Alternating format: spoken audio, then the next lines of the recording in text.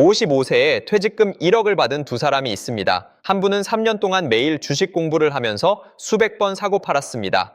3년 뒤 계좌 잔고 4,800만 원 다른 한 분은 딱 한 번 넣고 3년 동안 계좌를 열어보지도 않았습니다.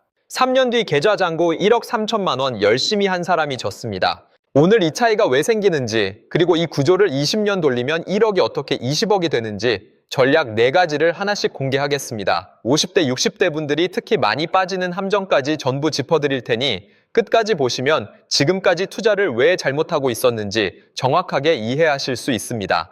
그 전에 이 채널은 50대에서 70대 분들이 돈을 지키고 불리는데 필요한 이야기만 합니다. 구독, 좋아요, 알림 설정 한 번만 눌러주시면 매주 이런 분석을 가장 먼저 받아보실 수 있습니다.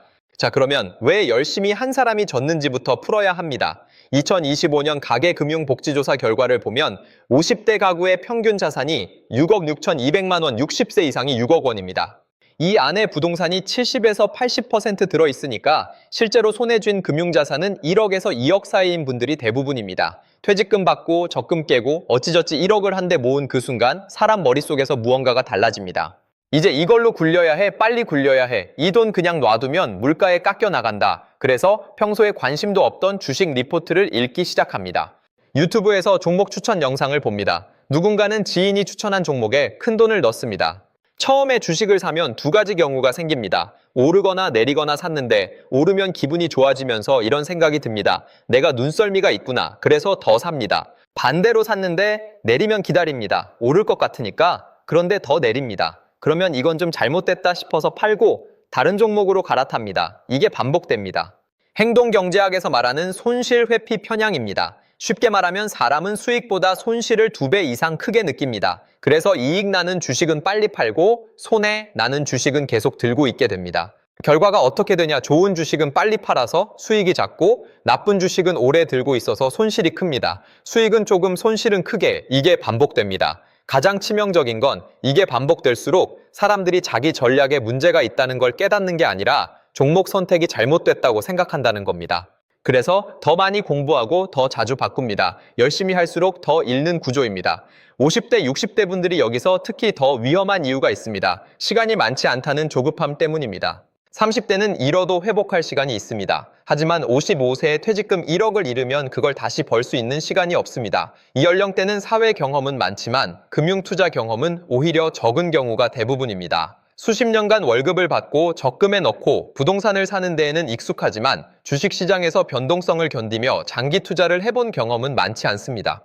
실제로 퇴직금 전액을 주식에 넣었다가 3개월 만에 60%를 날린 사례, P2P 투자와 코인에 7천만 원을 넣었다가 원금 대부분을 잃은 사례가 뉴스에 계속 나오고 있습니다. 이분들이 머리가 나빠서가 아닙니다. 구조를 모른 상태에서 조급하게 움직였기 때문입니다. 그러면 어떻게 해야 하느냐? 지금부터 전략 4가지를 드리겠습니다. 전략 첫째, 시장을 이기려 하지 말고 시장을 타십시오. 제가 좋아하는 비유가 있습니다.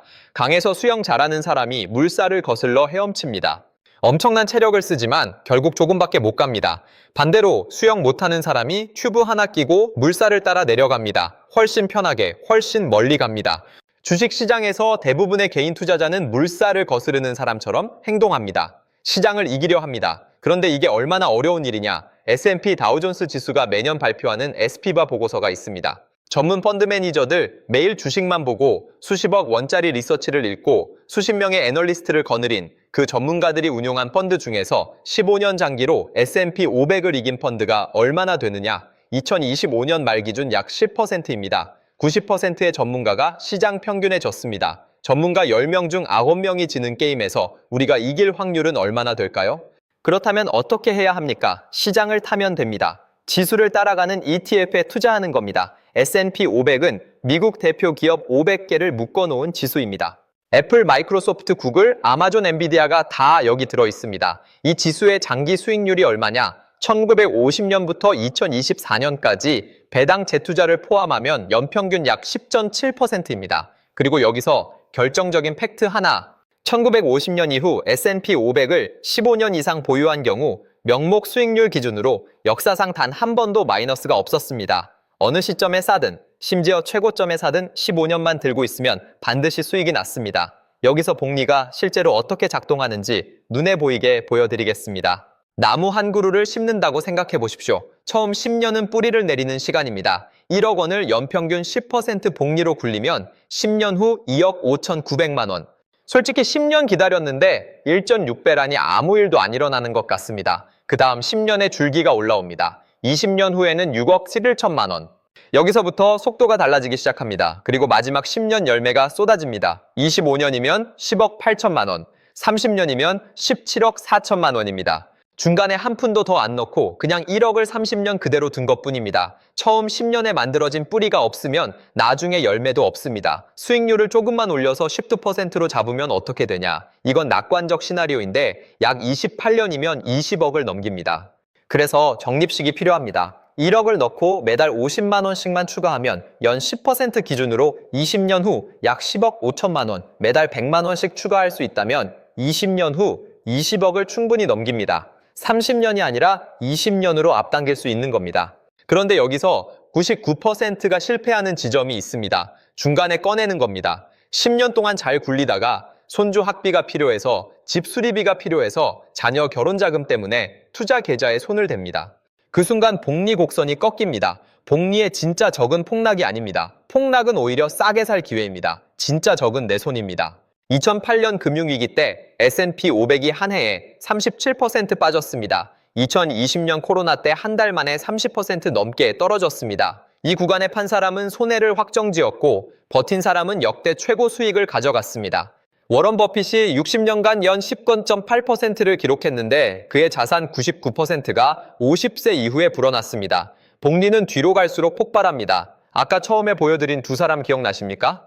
수백 번 사고 판 사람은 손실 회피 편향에 빠져서 좋은 건 빨리 팔고 나쁜 건 오래 들고 있었습니다. 아무것도 안 한 사람은 시장을 탔습니다. 그 차이가 3년 만에 4,800만 원과 1억 3천만 원을 갈라놓은 겁니다. 전략 둘째 자산을 굴리기 전에 파이프를 먼저 만드십시오. 물탱크에 물을 채우는 방법이 두 가지 있습니다. 하나는 양동이로 직접 물을 떠서 나르는 겁니다.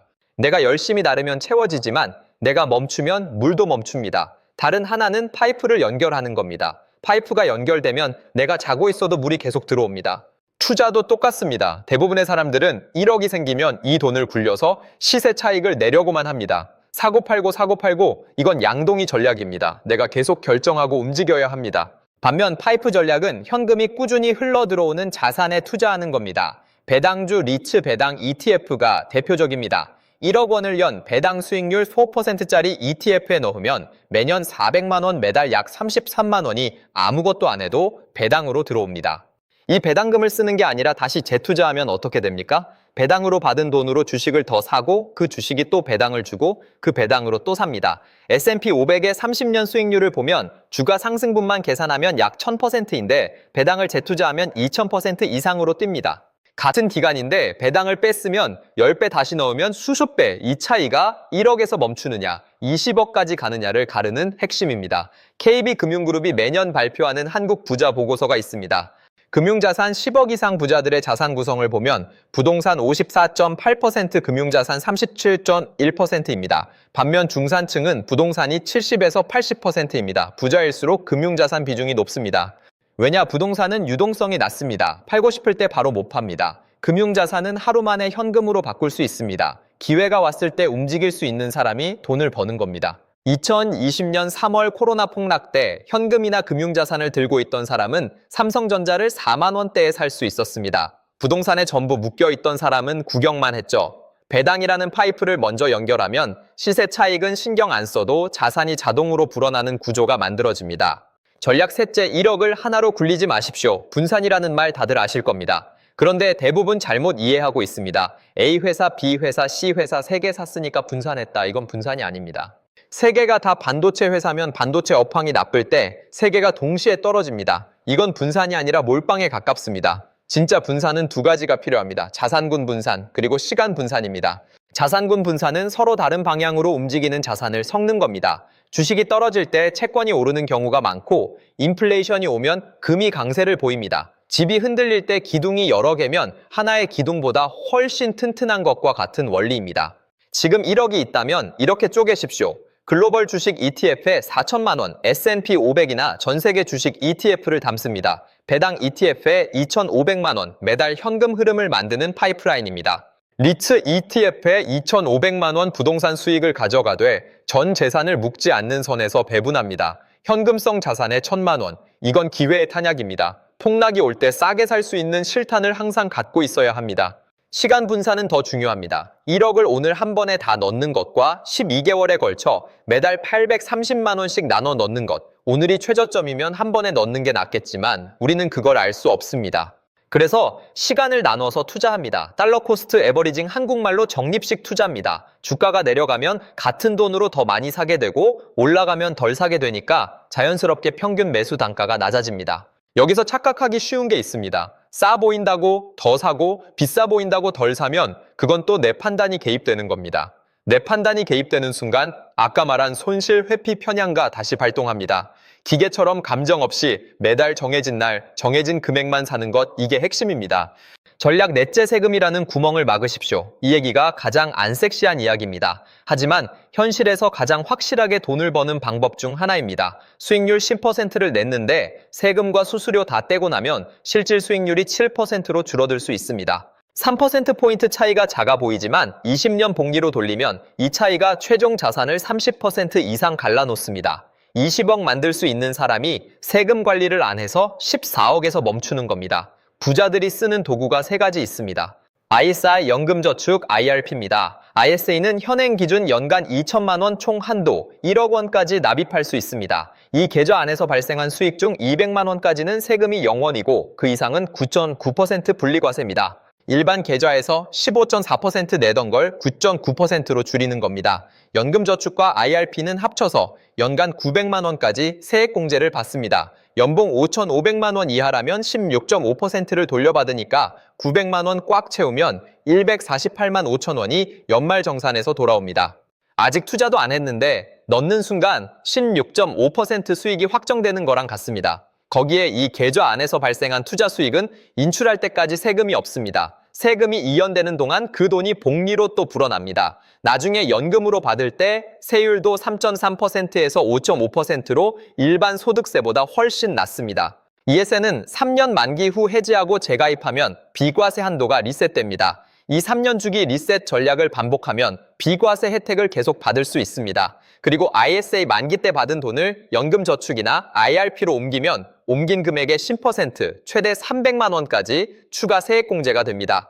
ISA에서 절세하고 연금으로 옮겨서 또 절세하는 이중 구조입니다. 부자들은 이런 파이프를 전부 연결해놓고 있습니다. 여기서 반드시 짚어야 할 주의사항이 있습니다. 지금까지 말씀드린 전략들, 이게 무조건 정답은 아닙니다. 첫째, 고금리 빚이 있으면 투자보다 빚 갚는 게 먼저입니다. 신용대출 금리가 6%에서 7%라면 그 빚을 갚는 게 변동성 없이 확정 6%에서 7% 수익을 내는 것과 같습니다. 이보다 확실한 투자는 없습니다.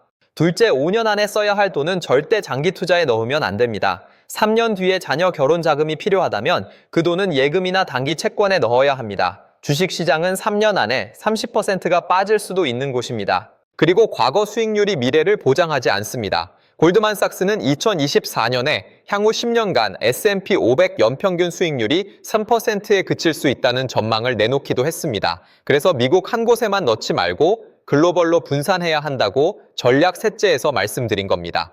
이런 리스크를 알고 자신의 상황에 맞게 조정하는 것, 이것이 진짜 투자입니다. 마지막으로 큰 그림을 보여드리겠습니다. 2025년 기준 대한민국 순자산 상위 10% 진입선이 약 11억입니다. 상위 1% 진입선이 약 35억이고 상위 1%의 평균 순자산이 약 61억입니다. 지금 1억을 갖고 계신 55세 분이 오늘 이 구조를 시작하면 어떻게 되느냐? 1억에 매달 50만 원씩 추가하면서 연 10% 복리로 굴리면 15년 후 70세에 약 5억 8천만 원, 20년 후 75세에 약 10억 5천만 원입니다. 매달 100만 원을 추가할 수 있다면 20년 후 15억을 넘깁니다. 수익률이 12%면 이건 낙관적 시나리오입니다만 20년 안에 20억을 돌파합니다. 상위 10%를 훌쩍 넘기는 겁니다. 이 모든 계산의 전제는 딱 하나입니다. 한 번도 빼지 않는다. 복리의 세계에서 가장 좋은 타이밍은 20년 전이고 두 번째로 좋은 타이밍은 바로 오늘입니다. 처음에 보여드린 두 사람을 다시 떠올려 보십시오. 수백 번 매매한 사람은 열심히 했지만 구조가 없었습니다. 한 번 넣고 가만히 있었던 사람은 시장을 탔고 파이프를 연결했고 시간을 편으로 만들었습니다. 투자의 본질은 내가 더 열심히 하는 게 아니라 돈이 나 대신 일하는 구조를 만드는 겁니다. 오늘 말씀드린 4가지 전략 중에서 하나라도 내일 바로 실행해 보십시오. ISA 계좌 하나 여는 것부터 시작해도 됩니다. 그 작은 한 걸음이 10년 뒤 통장 잔고를 완전히 바꿔놓습니다. 오늘 영상이 도움이 되셨다면 좋아요 한번 눌러주시고 5070 돈연구소 구독해두시면 매주 이런 분석을 가장 먼저 받아보실 수 있습니다. 감사합니다.